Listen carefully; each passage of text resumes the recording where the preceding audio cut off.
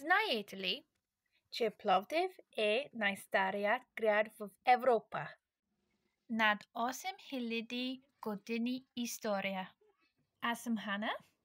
Преместих се в България с семейството си. И това беше първото ми пътуване до Пловдив. Видяхме античния театър, разходихме се в Стария град и се качихме на хълма Алоша. Пловдив е магия,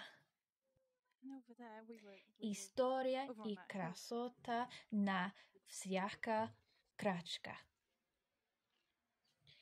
И аз съм вече искам да се върна отново.